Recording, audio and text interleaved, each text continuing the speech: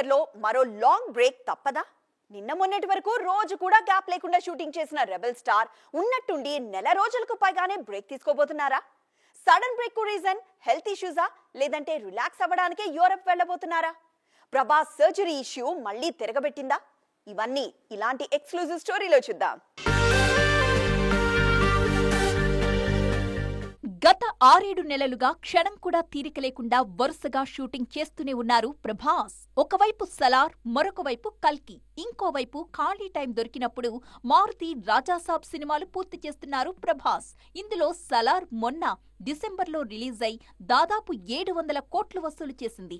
ఇప్పుడు ఫోకస్ మొత్తం కల్కి, రాజాసాబ్ పై పెట్టారు ప్రభాస్. తీరిక లేకుండా షూట్ చేస్తూ ఉండడంతో బాగా అలసిపోయారు ప్రభాస్. అందుకే నెల రోజులకు పైగానే బ్రేక్ ఇవ్వాలని ప్రభాస్ నిర్ణయించుకున్నట్లుగా తెలుస్తోంది. ఈ క్రమంలోనే యూరప్ వెళ్లబోతున్నట్లుగా ప్రచారం జరుగుతోంది. అయితే ఈ ట్రిప్ రిలాక్స్ కోసమని కొందరు చెప్తుంటే, కాదు సర్జరీ కోసమని మరికొందరంటున్నమాట. బాహుబలి సమయంలోనే ప్రభాస్ కాలికి గాయాలయ్యాయి. అప్పట్నుంచి ఆ గాయాలు రెబల్ స్టార్ ని ఇబ్బంది పెడుతున్నాయి. గతేడాది యూరప్ వెళ్లి కాలికి సర్జరీ కూడా చేయించుకున్నారు ప్రభాస్. ఆ తర్వాత మళ్లీ సలార్, కల్కి, రాజాసాబ్తో బిజీ అయిపోయారు. తీరికలేని షెడ్యూల్స్ కారణంగా గాయం తిరగబెట్టినట్టు తెలుస్తోంది. సలార్లో ఫైట్ సీక్వెన్స్లు చేయడంతో గాయం మళ్లీ మొదటికొచ్చిందని, దానికోసమే సర్జరీ కోసం యూరప్కు వెళుతున్నారన్న ప్రచారం జరుగుతోంది. అందుకే 40 రోజుల బ్రేక్ తీసుకోబోతున్నారు ప్రభాస్. వచ్చిన తరువాత ముందు కల్కి, రాజాసాబ్ పూర్తి చేసి ఆ తరువాతే సలార్ 2 స్పిరిట్ పై ఫోకస్ చేయబోతున్నారు ప్రభాస్. మరి నిజంగానే సర్జరీ కోసమే వెళుతున్నారా, లేక రిలాక్స్ కోసమా అనేది ప్రభాసే చెప్పాలి. మరి విశ్వంభర షూటింగ్ మొదలై నెల రోజులు దాటిపోయింది. మొదటి స్కెడ్యూల్ కూడా వేగంగా జరుగుతుంది. కానీ ఇప్పటి వరకు చిరంజీవి సెట్లో అడుగు పెట్టలేదు. ఏమైంది? మెగాస్టార్ ఎప్పుడు సెట్స్ కొస్తారు? ఇంకెన్ని రోజులు పడుతుంది? ఈ డౌట్స్ అన్నింటికీ ఫుల్ స్టాప్ పెట్టేశారు మెగాస్టార్. విశ్వంభర కోసం కసరత్తులు మొదలు పెట్టారు Chiru. After a gap boss is back. Bholaa Shankar తర్వాత తెలియకుండానే భారీ బ్రేక్ తీసుకున్నారు చిరంజీవి. మధ్యలో ఓ సినిమా ప్లాన్ చేసినా కుదరలేదు. ఈ మధ్య వశిష్ఠ సినిమాని మొదలుపెట్టిన చిరు ఈ సినిమా కోసం ప్రిపేర్ అవుతున్నారు. తాజాగా ఈ చిత్రం కోసం జిమ్ లో కసరత్తులు మొదలుపెట్టారు మెగాస్టార్. ఈ వీడియో వైరల్ అవుతోంది. ఇప్పుడు చూస్తున్నారుగా చిరంజీవి డెడికేషన్. 68 ఏళ్ల వయసులోనూ జిమ్ లో వర్కౌట్ చేస్తూ చెమటలు చిందిస్తున్నారు. విశ్వంభర కోసం సిద్ధం అంటూ చెప్తున్నారు చిరంజీవి. ఈ సినిమాలో యంగ్ క్యారెక్టర్ చేస్తున్నారు మెగాస్టార్. ఈ పాత్ర కోసం తనను తాను సిద్ధం చేసుకుంటున్నారు చిరు. ఈ క్యారెక్టర్ కోసం కండలు పెంచేస్తున్నారు బాస్. యువి క్రియేషన్స్ లో దాదాపు 200 కోట్లతో విశ్వంభర సినిమా తెరకెక్కుతోంది. ప్రస్తుతం ఈ సినిమా షూటింగ్ మారేడుమిల్లి అడవుల్లో జరుగుతోంది. త్వరలోనే విశ్వంభర సెట్ లో జాయిన్ కానున్నారు చిరు. ఈలోపు జిమ్ లో వర్కౌట్స్ షురూ చేశారు చిరంజీవి.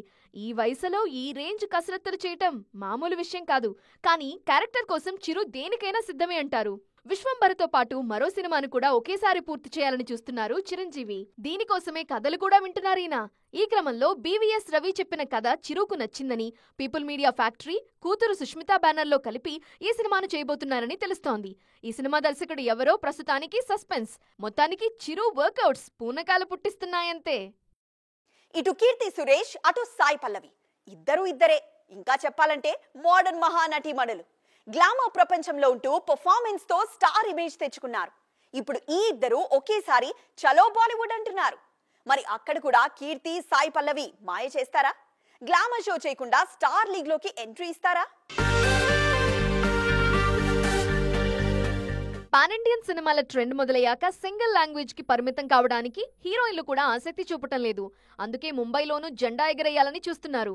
తాజాగా కీర్తి సురేష్, సాయి పల్లవి కూడా ముంబై ట్రైన్ ఎక్కేశారు. తేరీ రీమేక్ లో వరుణ్ ధావన్ తో కీర్తి జోడీ కడుతోంటే, అమీర్ ఖాన్ తనయుడు జునైద్ తో బాలీవుడ్ ఎంట్రీ ఇస్తున్నారు సాయి పల్లవి. జవాన్ తో బాలీవుడ్ నూపేసిన అట్లీ ప్రస్తుతం హిందీలో నిర్మాతగా మారారు. తేరీని వరుణ్ ధావన్ తో తనే నిర్మాతగా రీమేక్ చేస్తున్నారు. ఖలీస్ ఈ సినిమాకు దర్శకుడు. ఇందులో కీర్తి సురేష్ హీరోయిన్ గా నటిస్తున్నారు. ఈ మధ్యే మూవీ ఓపెనింగ్ జరిగింది.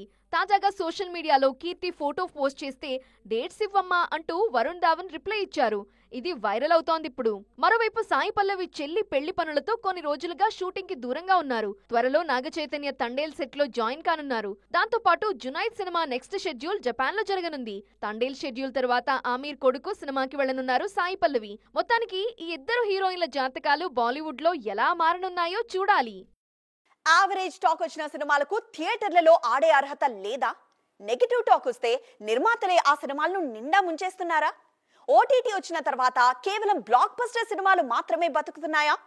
ఎర్లీ విండో పేరుతో తమ సినిమాలను తామే చంపేసుకుంటున్నారా? ఓటీటీ వచ్చాక సినిమాల ఫ్యూచర్ మరింత దారుణంగా మారిపోతుంది.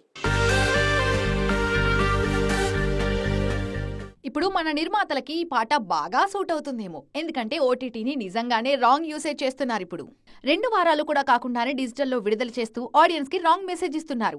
థియేటర్స్ కి వెళ్లాల్సిన పని లేదు, నెలలోపే సినిమా వచ్చేస్తుందిలే అని ప్రేక్షకులు కూడా కాలు బయటకు పెట్టడం లేదు. సంక్రాంతి సినిమాల్లో అన్నింటికంటే ముందు సైంధవ్ ఓటీటీలోకి వచ్చేస్తోంది.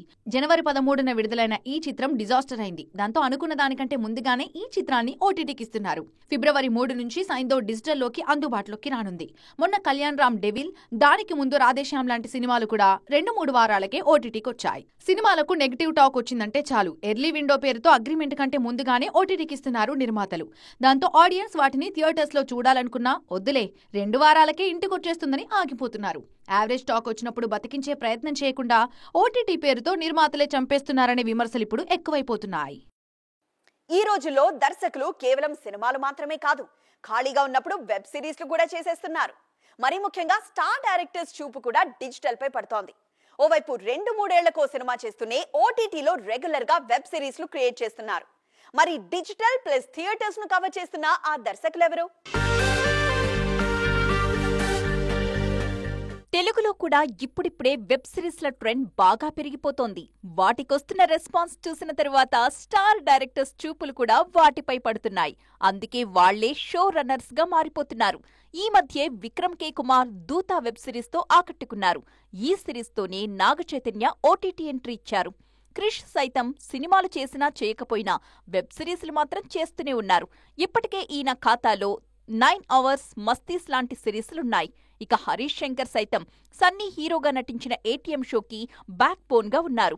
వీళ్లే కాదు, మహి వి రాఘవ్, సంపత్ నంది, తరుణ్ భాస్కర్ లాంటి దర్శకులు కూడా అప్పుడప్పుడు వెబ్ సిరీస్లు చేసిన వాళ్లే.